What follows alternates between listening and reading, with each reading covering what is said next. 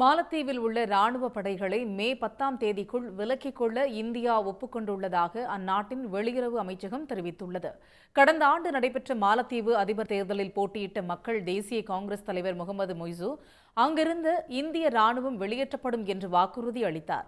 தேர்தலில் வெற்றி பெற்ற அவர் தொடர்ந்து இந்தியாவிற்கு எதிராகவும் சீனாவிற்கு ஆதரவாகவும் செயல்பட்டு வருகிறார். அவரது அமைச்சரவையில் உள்ளவர்களும் ஒன்றிய அரசையும் பிரதமர் மோடியையும் விமர்சனம் செய்து வருகின்றனர். அண்மையில் பிரதமர் மோடியின் லட்சத்தீவு பயண அனுபவங்களை மாலத்தீவு அமைச்சர்கள் மரியம் ஷியோனா, மல்சா ஷரீப், அப்துல்லா மஜூம், மஜித் ஆகியோர் சமூக வலைதளங்களில் கடுமையாக விமர்சனம் செய்தனர்.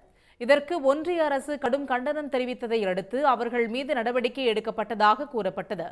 இந்த விவகாரத்தில் இரு நாடுகளுக்கும் இடையில் விரிசல் ஏற்பட்ட நிலையில் மார்ச் 15க்குள் மாலத்தீவை விட்டு இந்திய ராணுவம் வெளியேற வேண்டும் என்று அந்நாட்டு அதிபர் முகமது மொய்சு அண்மையில் உத்தரவிட்டார். இது தொடர்பாக டெல்லியில் இரு நாட்டு அதிகாரிகள் நேற்று பேச்சுவார்த்தை நடத்தினர். இதில் இருதரப்பிலும் சுமூகமாக பேச்சுவார்த்தை நடைபெற்றதாகவும் மே 10ஆம் தேதிக்குள் மாலத்தீவில் உள்ள இந்திய ராணுவ படைகள் திரும்பப் பெற முடிவு செய்யப்பட்டதாக இரு நாட்டு தூதரக அதிகாரிகளும் தெரிவித்துள்ளனர். மாலத்தீவின் இத்தகைய நடவடிக்கைக்கு அந்நாட்டின் முன்னாள் அதிபர்களான முகமது நஷீத், அப்துல்லா யாமின் உள்ளிட்டோர் எதிர்ப்பு தெரிவித்துள்ளனர். உடனுக்குடன் செய்திகளை தெரிந்து கொள்ள சன் நியூஸ் பெல் ஐகானை கிளிக் பண்ணுங்க.